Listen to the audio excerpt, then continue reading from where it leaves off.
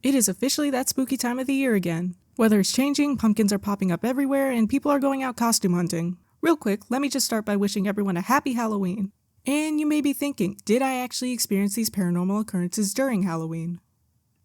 No. Actually, none of these events I'm going to talk about happened on Halloween. To be honest, I don't exactly remember any specific or interesting story that happened on any Halloween for me. I actually had pretty standard and fun Halloweens. Boring, I know. But like I said, it's still the spooky time of the year, so what better time to share these stories of mine than right now? Now let me just say, something that all of these events do have in common is that they all took place in one location. This one house that my family lived in when I was a kid.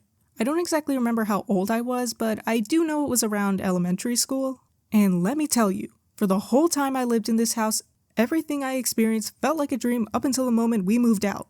But they make great stories to tell. So grab a snack, maybe some hot chocolate, bundle up in your favorite fall blanket, and maybe don't watch this at 3 a.m. Although I guess that's all up to you. On with the stories. It was just an ordinary night. I was sleeping in my bed when I just randomly woke up for no reason and I had some trouble getting back to sleep. I looked over and saw my brother fast asleep in his bed next to mine since we shared a room at the time. I was about to try and go back to sleep when I noticed something. I saw a shadowy figure in the doorway of our room. Now, I just thought my eyes weren't adjusted to the dark yet, so I didn't think much of it. I closed my eyes and tried to go back to sleep, but for some reason, something was keeping me from actually falling back asleep. I opened my eyes again, and the figure wasn't in our doorway anymore.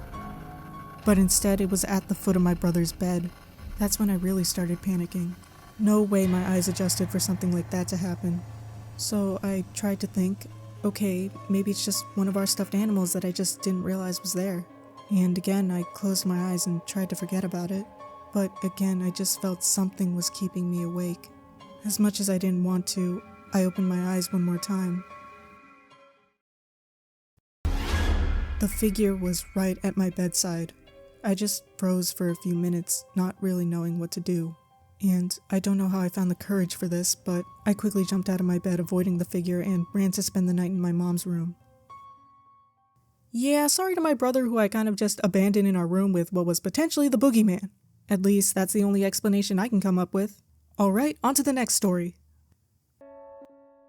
One night, my mom, my brother, and I had fallen asleep on our couch. I once again woke up for no reason. And also, like before, I saw a figure, only something was different.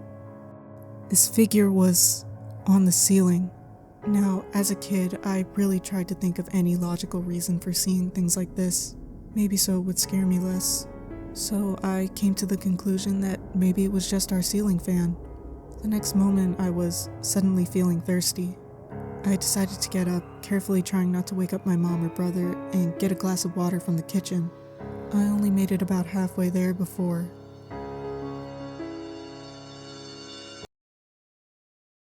the next thing I knew, I woke up on the floor. I was just trying to think, was I just really tired?